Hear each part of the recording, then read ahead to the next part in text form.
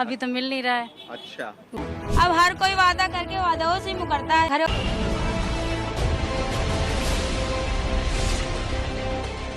बताइए बताइए कि जो कार्ड आपको मिला था या जो आपने किस उसमें मिला था, क्या उसमें पता था आपको कार्ड में? ये कहने लगे चलो कि कांग्रेस जीत जाएगा तो 8,500 रुपये हर महीने मिलेगा।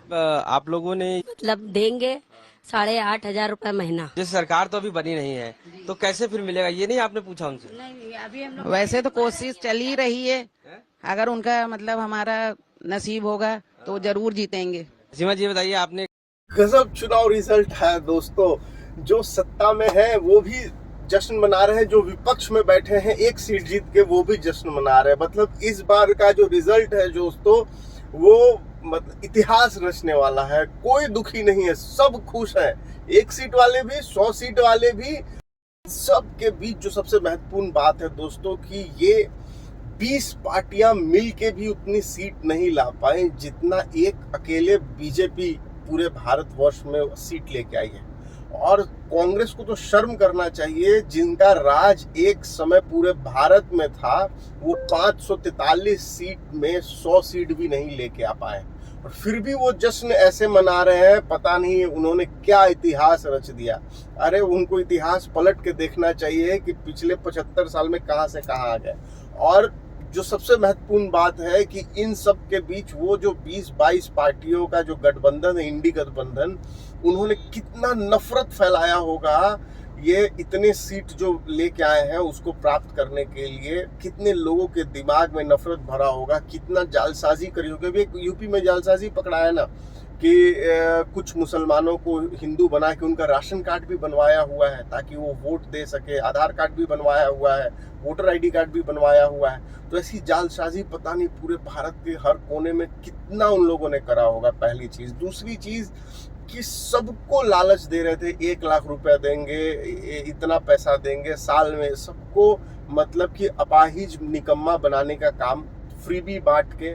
लेकिन मुझे विश्वास था कि ये जितना उनको वोट आया है ना, सब उन लालचियों का ही वोट आया। किसी भी टैक्स पेयर का वोट इंडी गठबंधन को नहीं गया होगा, क्योंकि टैक्स पेयर जानते हैं कि उनके हक का, उनके जेब का पैसा निकाल के, जिससे सड़क बनेगी, जिससे शिक्षा की व्यवस्था होगी, वो सारा पैसा निकाल के, जिससे इंफ्रास्ट्रक्चर डेवलपमेंट होगा, वो सारा पैसा निकाल के वो उन निकम्मों की झोली में भर देंगे जो इसीलिए वोट कर रहे हैं ताकि उनको 1 लाख रुपए फ्री में मिल जाए।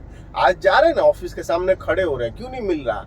तो उन निकम्मों का वोट चाहिए भी नहीं भारत को। उनके इन सब खुशी के बीच जो सबसे कंसर्निंग बात है, जिसके ऊपर किसी का ध्यान नहीं जा रहा है, कि ऐसे तो भारत में बहुत सारे लोग हैं जो देश को लूटने वाले हैं और चुनाव जीत के संसद फिर पहुंच गए।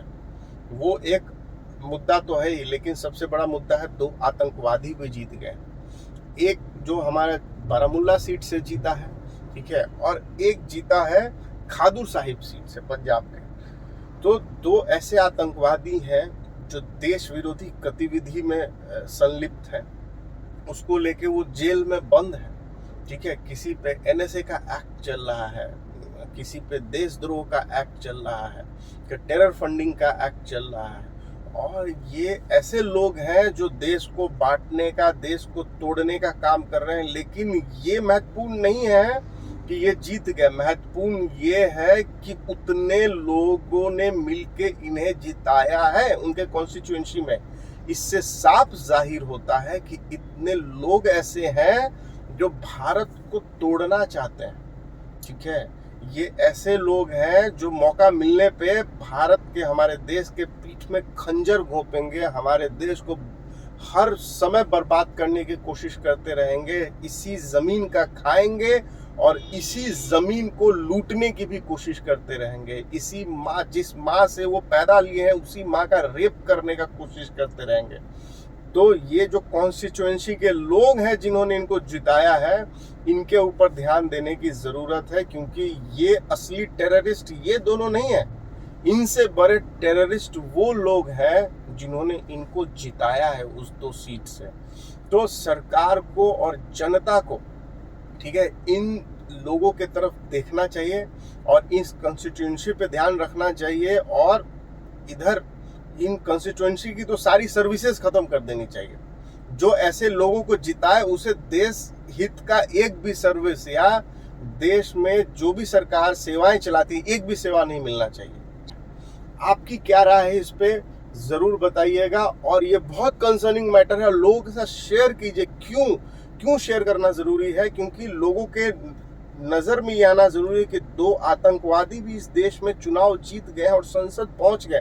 हालांकि वो वहां बैठेंगे नहीं बैठेंगे वो बात की बात है, लेकिन वो संसद उन्हें पहुंचाया गया है, उन आतंकवादियों को जो देश विरोधी गतिविधि में संलिप्त है, और इस जश्न के बीच उन्हें नजरअंदाज किया जा रहा है। न्यूज चैनल वाले को भी कोई मतलब नहीं, न्यूज चैनल वाले सुबह से शाम तक बस गाना गा रहे हैं, एक ही गाना, वो आप भी जानते हैं, है कि नहीं? और यही गाना इस चुनाव में एनडीए को बहुत नुकसान पहुंचाया और आगे भी पहुंचाएगा।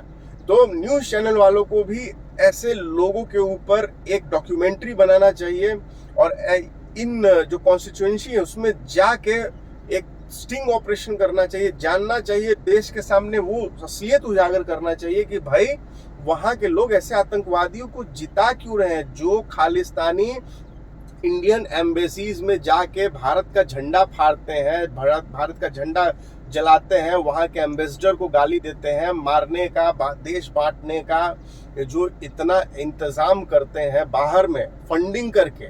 ऐसे लोग नेता भी चुन के और हमारे देश में जीत भी जाते हैं, ठीक है, उसी के नाम पे। समझिए कि ये कितने बड़े आतंकवादी हैं और देश विरोधी हैं, और इनको लोग जिता के संसद पहुंचा रहे हैं। इसीलिए भारत आज तक आगे नहीं बढ़ पाया है, और हम लोग भी उनके ही इतने गुनहगार हो जाएंगे अगर हम इस चीज पे ध्यान न दें, अगर हम इस चीज को नजरअंदाज कर दें। हमारी सरकार, हमारी मीडिया अगर इन सब चीजों को नजरअंदाज कर दे तो मैं चाहूंगा कि मीडिया हाउसेज इसके ऊपर मतलब गहराई से और पूरा विश्लेषण करे। खास करके सुधीर चौधरी जी हैं जो, उनको विश्लेषण करना जरूरी है कि भाई धर्म की बात यहाँ नहीं है, ठीक है, यहाँ किसी धर्म किसी कौम की बात नहीं, यहाँ बात है कि ऐसे आतंकवादी जो देश बांटते हैं वो जीत के संसद पहुंच रहे हैं, और ऐसे लोग हैं जो उन्हें वोट दे रहे हैं। आशा करता हूँ आप लोग इस वीडियो को ज़्यादा से ज़्यादा शेयर करेंगे और इन सब चीज़ों पे अपना ध्यान रखेंगे, और आगे कभी भी चुनाव होता है, हमेशा चुनाव होते रहता है, लोकसभा का, विधानसभा का, सोच समझ के वोट कीजिएगा दोस्तों। जय हिंद।